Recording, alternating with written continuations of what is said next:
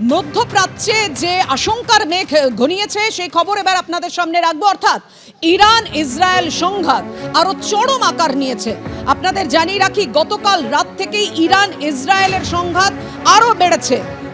ইসরায়েলের operation rising লায়নের পাল্টা হিসেবে অপারেশন ট্রু প্রমিস 3 শুরু করেছে ইরান। ইরানের প্রতিরক্ষা মন্ত্রকের দপ্তর ছাড়াও একাধিক তৈলখনিতে হামলা চালায় ইসরায়েল। ইরান দাবি করছে যে আজ ভোরে জনবসতি এলাকায় বহুতল লক্ষ্য করেও হামলা চালানো হয়েছে। পাল্টা জেরুজালেম এবং তেল আভিভে পরপর ক্ষেপণাস্ত্র ছুটছে ইরান। ইরানি সেনার মিসাইল অ্যাটাকে বহু বাড়ি ভেঙে পড়েছে, ব্যাপক ক্ষয়ক্ষতি হয়েছে। তেল আভিভে 8 তলা বহুতল ক্ষতিগ্রস্ত হয়েছে।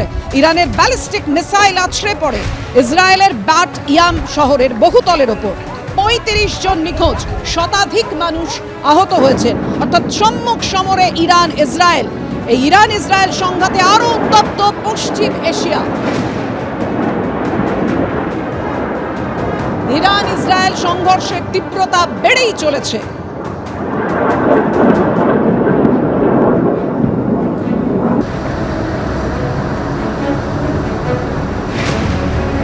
ইসরায়েল ইরান সংঘাতের প্রভাব পড়তে পারে ভারতে।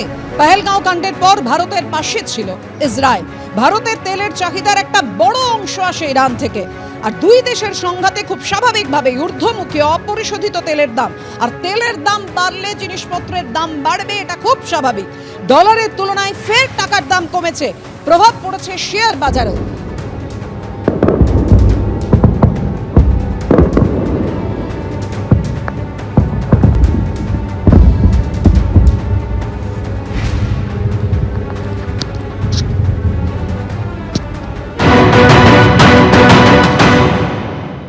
খুবই খারাপ। আমি এক কথা সামারাইজ বলবো যে are we heading towards or are we already at world war 3?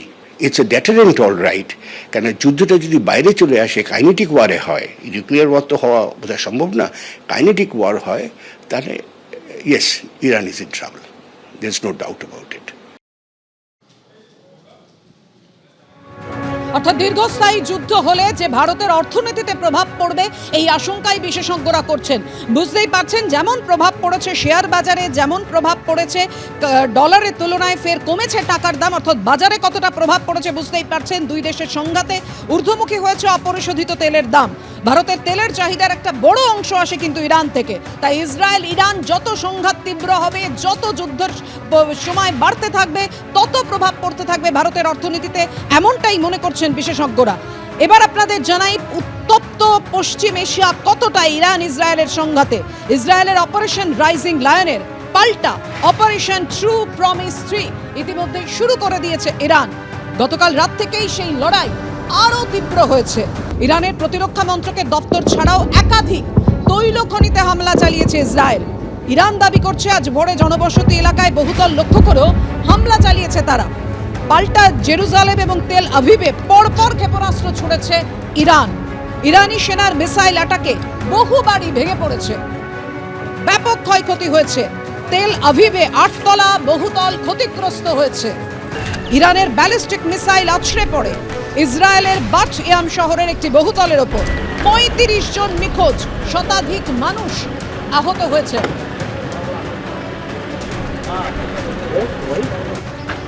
আর এই মধ্যপ্রাচ্যের অস্থিরতা যত বাড়বে, পশ্চিম এশিয়ায় এই যুদ্ধের পরিস্থিতি যত তীব্র হবে, ততই ভারতের অর্থনীতিতে প্রভাব পড়বে, বাজারে প্রভাব পড়বে, এমনটাই আশঙ্কা করছেন, উদ্বেগ প্রকাশ করছেন অর্থনীতিবিদরা।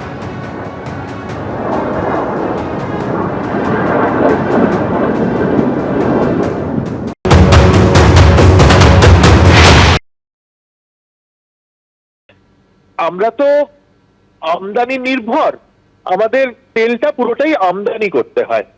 অতএব অপরিশোধিত তেলের দাম যদি বাড়ে বাজারে, তাহলে আমাদের অনেক বেশি ডলার খরচ করে আমদানি করতে হবে এবং এর ফলে মূল্য বৃদ্ধি, যেটা খানিকটা লাগামের মধ্যে ছিল এবং যেটা দেখে রিজার্ভ ব্যাংক সুদের হার কমিয়েছিলেন, সেটা কিন্তু আর থাকবে না। অর্থাৎ মূল্যবৃদ্ধি বাড়বে। তেলের দাম বাড়লে শাকসবজির দাম বাড়বে, চাল ডালের দাম বাড়বে। তেলের দাম বাড়লে যে অস্থিরতা তৈরি হয়, তার ফলে বিদেশি বিনিয়োগ যেটা আমাদের শেয়ার বাজারে হয়ে থাকে এবং যার ফলে এবং যার ওপরে আমাদের শেয়ার বাজারের ওঠানামা অনেকটাই নির্ভর করে, সেই বিদেশি বিনিয়োগটা কিন্তু ব্যাহত হবে। অর্থাৎ এখান থেকে টাকা বেরিয়ে যাবে, ডলার বেরিয়ে যাবে।